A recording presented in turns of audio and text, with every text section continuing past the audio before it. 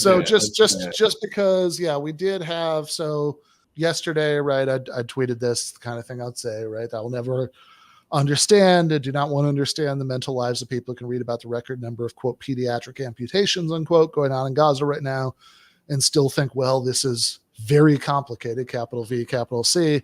Let's not try to form any harsh or extreme judgments. Brianna Wu, who, of course, I'd also had on recently to argue with me about this stuff, took this as, I don't know if she thought I was subtweeting her in particular, or she just saw herself in it, and she and so she pushed back. By the way, apparently, if you're willing to pay for Twitter, like, you can just put fucking War and Peace in there. Like, this is it's amazing to me that this is all one tweet. But anyway,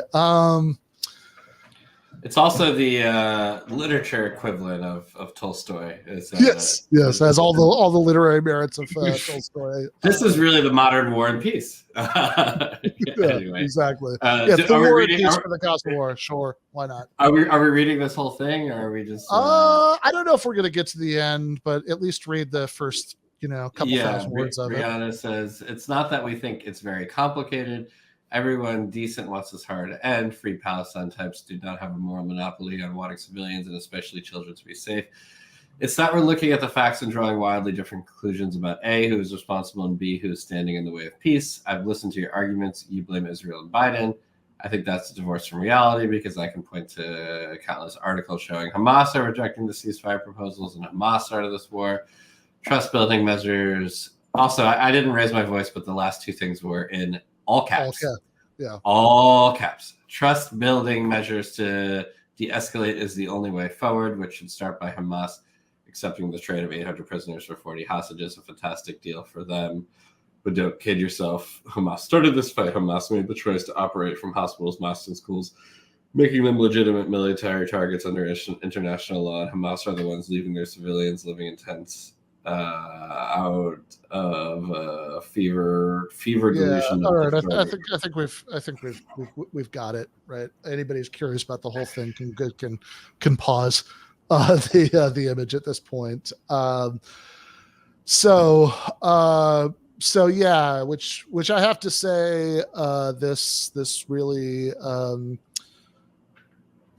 I will admit, as far as sort of general emotional tenor here, that I've been trying to do this thing lately where I like stow away my phone and computer overnight, and so I like don't touch them until I've like done a bunch of other things in the morning, just for general mental health reasons. And so when I got my phone and computer out, I've been up for a couple hours, but it was like the first thing I saw when I was like, okay. And yeah, I think, I won't run through everything I said in response, but this is, I described this as complete nonsense and went on to say, I think there's, a certain disconnect here between, well, I listened to your arguments and I'm not convinced. Like, well, I don't know. My memory of that debate was very different. I remember a lot of, sort of shocked face and wow when I said anything that seemed that seems extreme from the perspective of bipartisan U.S. consensus. I remember a lot fewer responses to specific arguments, like that point earlier about like, okay, is there any, like, something I think I said a few times over the course of the debate, is there anything that could be true about what had happened at this or that diplomatic summit that would make it okay to rule over millions of people for 57 years without making them citizens of your state? And I don't know. That was a point I returned to a bunch of times. I really didn't hear a response to it. I heard a lot of, oh, you support right of return? Wow. Right. It's like, oh, I can't believe you're admitting to holding this extremist position. And, and then the other points, made there is, the U.S. has vetoed lots of ceasefire resolutions, and the idea that the clock starts on on October 7th. I think that I would maybe describe as divorced from reality, because October 7th is certainly a horrible thing, but it's one event in a very long cycle of attacks and counterattacks and atrocities and counter atrocities. That, in terms of the overall death count, I mean, as grim as it is, right? The 695 civilians, that's the Israeli estimate from October 7th. I mean, that's not nearly as many civilians as many other incidents in this long cycle of atrocities and counter atrocities. Protective Edge, when Israel was bombing Gaza in 2014, killed thousands of civilians. Right now, tens of thousands of civilians have been killed and millions have been displaced, etc.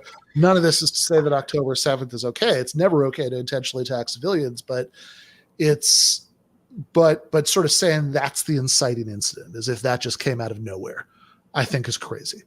But then under the same logic, then based on what Israel's done, if you start the clock now, Gaza could do, if you multiply the civilian death count in Palestine, or divide that by the amount of people that died on October 7th, they could do that many times magnitude order worse to Israel, and it'll be justified by the same logic, right? If you just start going back and forth on, because X many people are killed, we can kill even way more. It's not really a logic.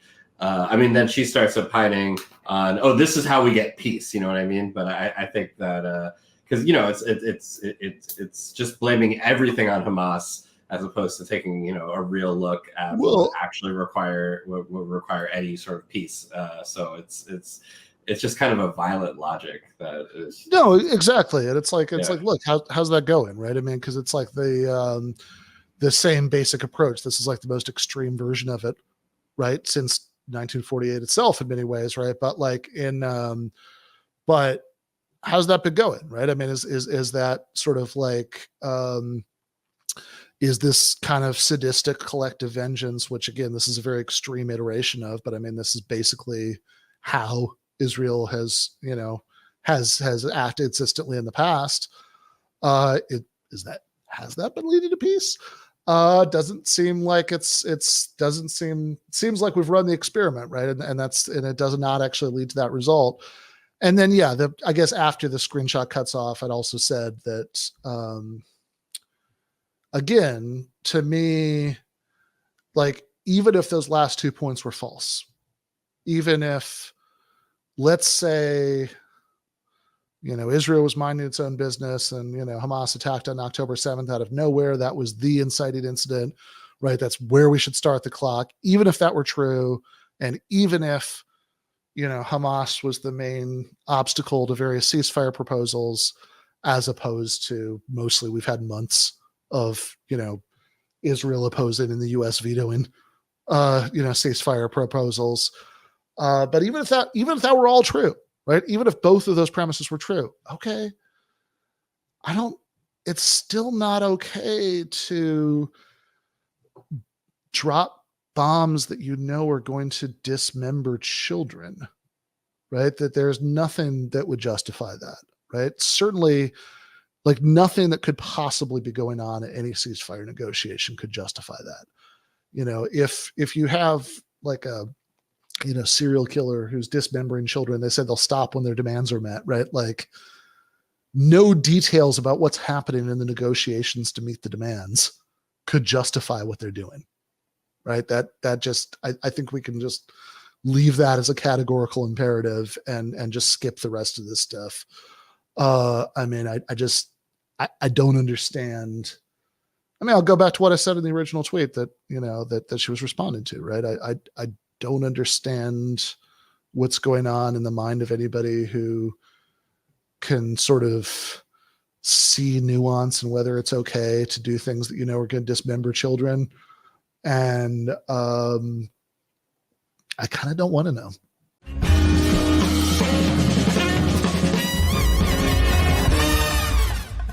You have been watching free public content from Give Them an Argument. To access every single episode of the show, the main show on Monday nights, all of the streams, all of the debate breakdowns, all of the patron-exclusive postgames on Monday nights, all of the patron-exclusive bonus episodes every week, and much, much more, go to patreon.com/give Ben Burgis.